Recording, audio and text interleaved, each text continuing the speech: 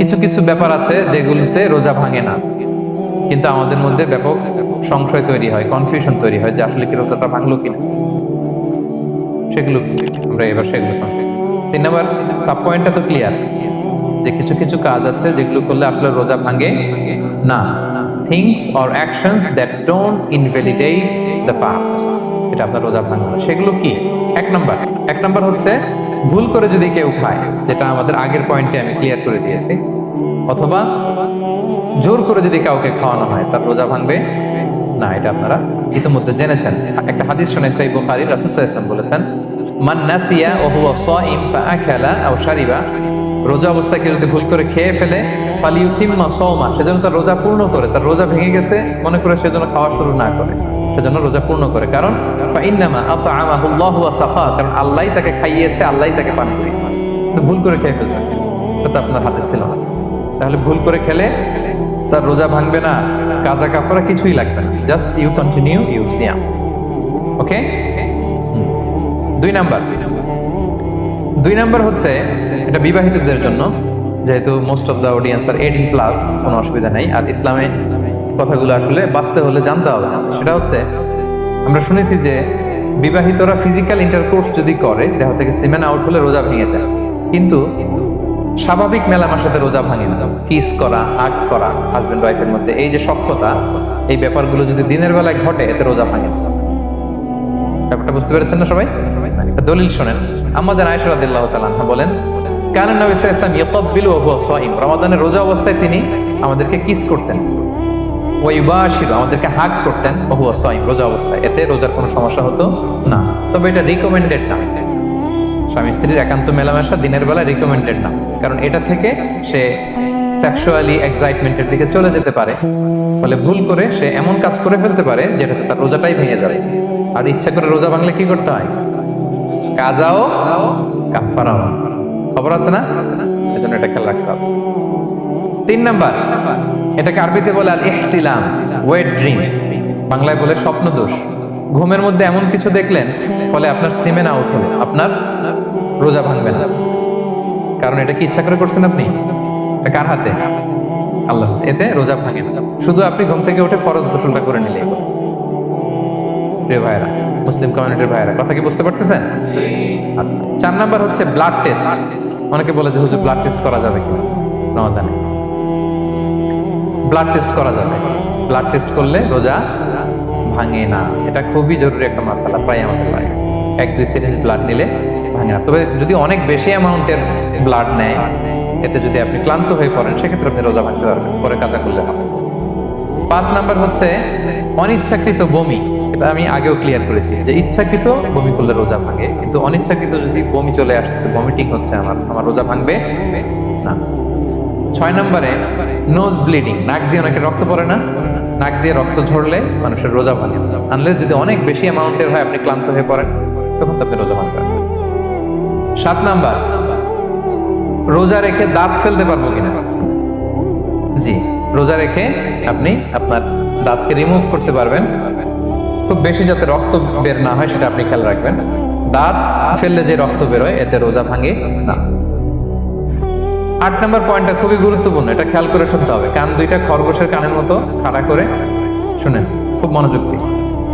8 নম্বরটা হচ্ছে ইনজেকশন। রোজা রেখে ইনজেকশন দেওয়া যাবে কিনা? কিছু কিছু ইনজেকশন দেওয়া যাবে, কিছু কিছু দেওয়া যাবে না। কোনগুলো দেওয়া যাবে না? এনার্জেটিক ইনজেকশন দেওয়া যাবে না।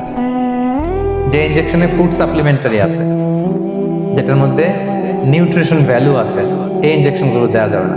এমনও ইনজেকশন আছে যেটা দিলে 7 দিন আপনার আর খাওয়া লাগবে না, একেবারে তরটা যাবে। এরকম ইনজেকশন দেওয়া যাবে? তো আপনি সিস্টেম করে খাইলেন, কেমন জানো, তাই না? আপনি অন্য ওয়েতে দেহে এনার্জি ইনপুট করলেন, এটা করলে রোজা ভেঙে যাবে। তাহলে food supplementary injection, nutrition value আছে এরকম injection, energetic injection, energy boost up করে এরকম ইনজেকশন দিলে রোজা ভেঙে যায়, এগুলো দেওয়া যাবে না। কিন্তু পেইন কিলার যে ইনজেকশনগুলো আছে, এটা দিতে পারবেন। পেইন কিলার ইনজেকশন দিতে পারবেন, অ্যান্টিবায়োটিক ইনজেকশন দিতে পারবেন, অ্যানেস্থেটিক ইনজেকশন দিতে পারবেন, এই জাতীয় মেডিকেশন ইনজেকশনগুলো দিতে পারবেন।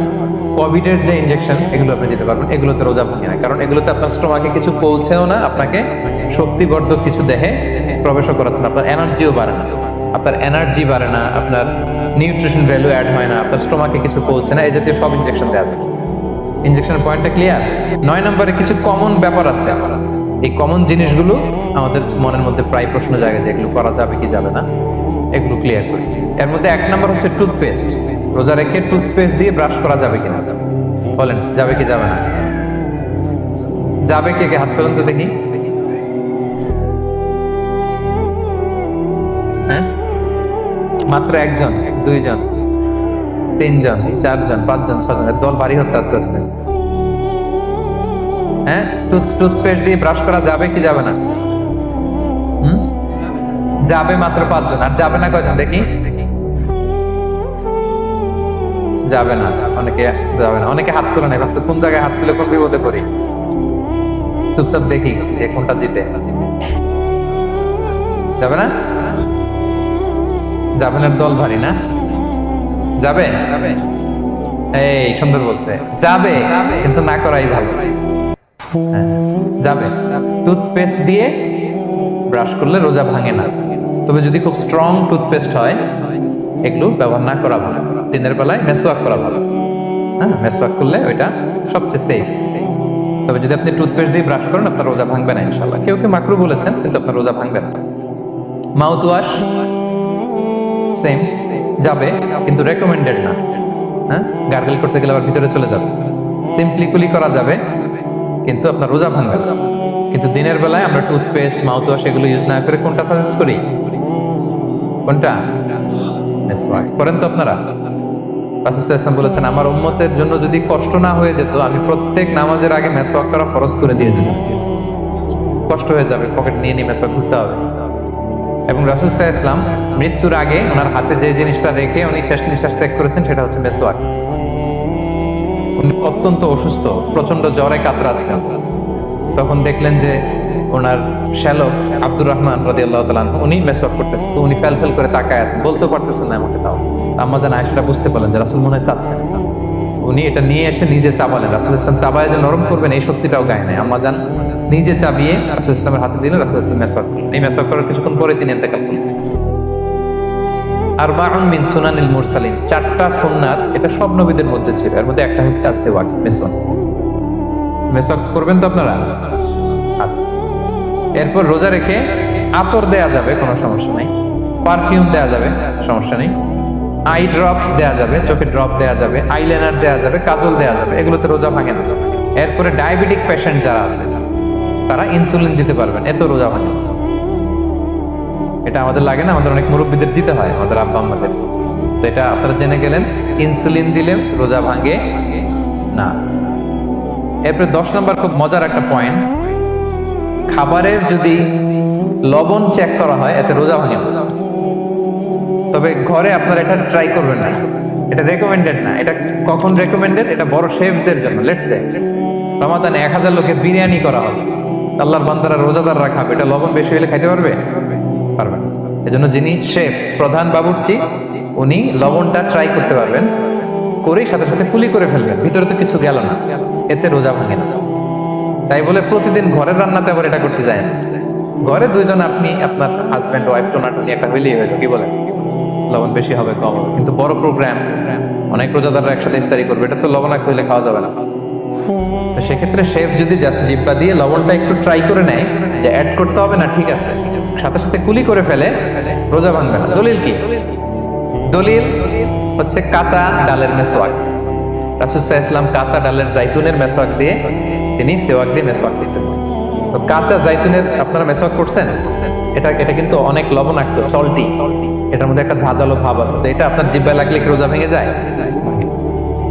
এবং আপনি যদি সমুদ্র অঞ্চলে সফর করেন, সমুদ্রে লেটস সে 1 মাসের, আমাদের এই যে বাংলাদেশে তো এখন এই কি বলে প্রায় 7 লক্ষ টাকা করে দিছে আমাদের হাজিদের জন্য, হজ করতে হলে প্রায় 7 লক্ষ টাকা লাগবে। তো এরকম ঘোষণাও দেখলাম যে নেক্সট ইয়ার থেকে সমুদ্র পথে যাওয়া যাবে কম খরচে।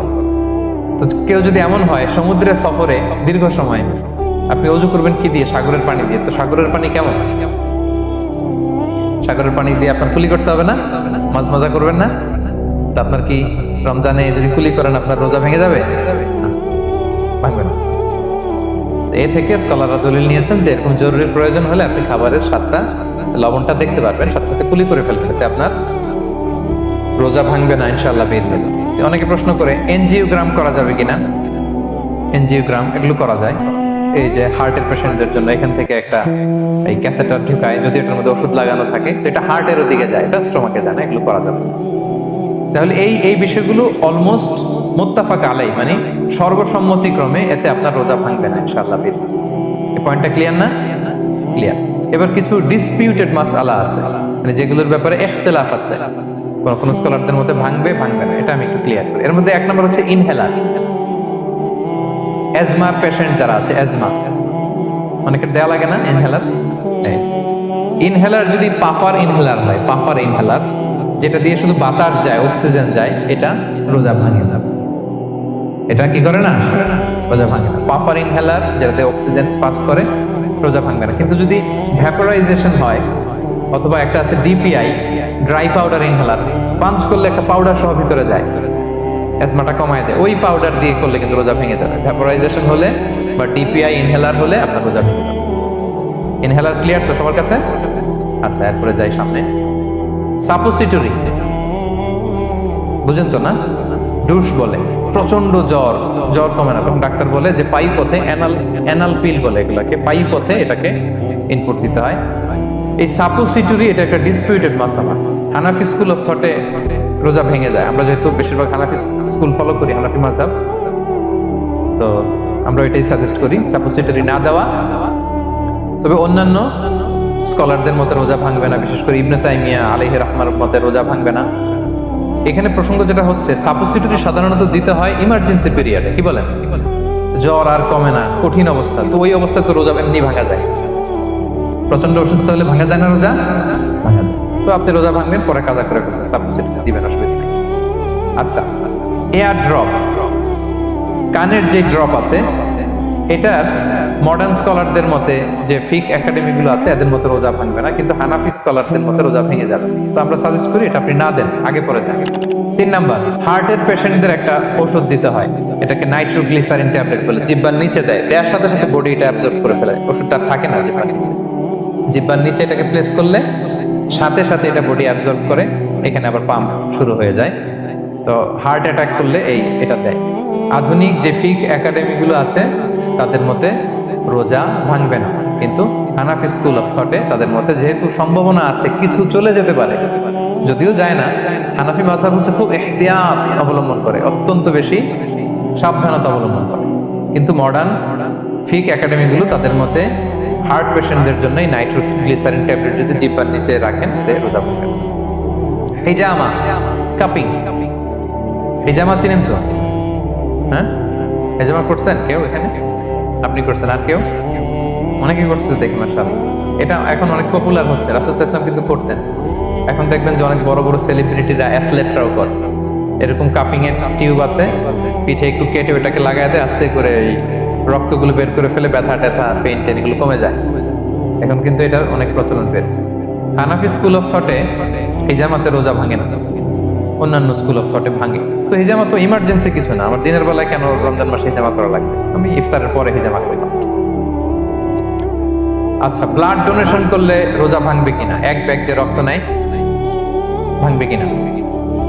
হাম্বালি মাযহাব অনুযায়ী ভেঙে যায়, হানাফি মাযহাব অনুযায়ী ভাঙে না। আমরা হানাফি স্কুল ফলো করি, সো আপনি ব্লাড ডোনেট করতে পারবেন, ভাঙবে না। তবে অনেক ব্লাড ডোনেট করার কারণে যদি আপনি অসুস্থ হয়ে যান, দুর্বল, ওই অসুস্থতার কারণে আপনি ভাঙতে পারবেন। তবে এটা রেকমেন্ডেড, যদি ব্লাডের কারণে মুমূর্ষু রোগীর জীবন যায় অবস্থা, তখন অবশ্যই আপনি ব্লাড ডোনেশন করবেন, যাতে করে একজন মুমূর্ষু রোগী জীবন ফিরে পায়।